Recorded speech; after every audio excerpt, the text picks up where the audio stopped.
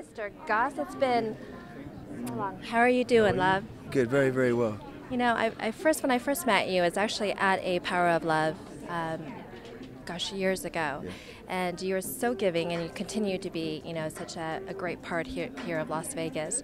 Do you do something on a daily basis to keep your mind together, to keep, everything going on? I think, yeah, it sounds strange, but I get out of bed and I put my heels down first, and then I roll down onto my toes to just acknowledge that I'm still on this earth. It's like a blessed kind of, like, I feel like I'm still here. I think, it's kind of the Englishman's guide to healthcare. I'm still breathing, So I just feel very, very blessed to be. Genuinely, I feel part of this town, and Las Vegas has taken me under its wing almost 10 years now. So I like to do as much as I can, this is something in particular that is very dear to me, because I just think the way everything, from the way it looks, the way it's handled, the way that people engage, the way people say thank you, they really mean it. This town, Las Vegas, is so much more global than people realize. It's a global contributor on so many levels. It's not just the Strip. It's the world-class clinic now, and designed by arguably the most famous modern architect of our time, Frank Gehry. So I'm extremely proud of Larry and everything he does, and he's become a dear friend. Well, I just want to end with this, because you do give so much back to this town.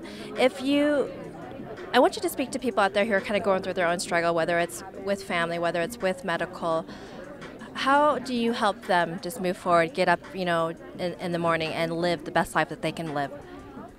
I will say that I recently lost my mother. She's the love of my life, the most beautiful woman I've known and maybe will ever know. And she left such a gaping hole in my life. And that phone call doesn't exist anymore. So I want people to understand that I am genuinely in pain. But what I advise that people do not do is put a rug over that pain. Acknowledge the pain. There's a hole. Don't cover it with anything but one grain at a time. One grain of sand every single day, and pebbles and everything, until that levels out and until it becomes bedrock again. And I will say that the people that love us, that we lose, we all know in our hearts without question that they want us to be happy. So what I try to do, and what I try to encourage people to do, is, although it gets difficult sometimes, I've been on my knees at times in pain, like God help me, please Lord help me get through this. But I know that my mother would want me to be happy.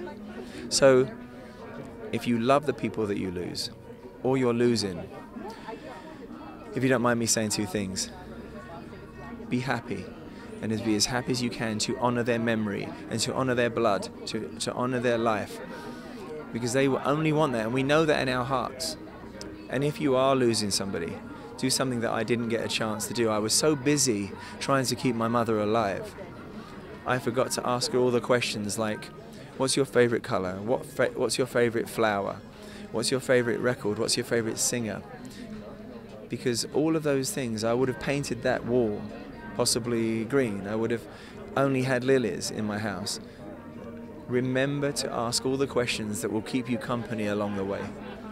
Please, please ask questions, and have the courage to ask the questions, because I personally was so consumed with keeping my mum alive. I knew in my heart that my mum wasn't going to make it at a certain point. At that point, I should have had a conversation, and also realize that your friends can become family. And or just get in touch with me, and I will write to you, and I just send everybody all my love, and everybody that's going through something. Just know that people love you, and people genuinely love you. So.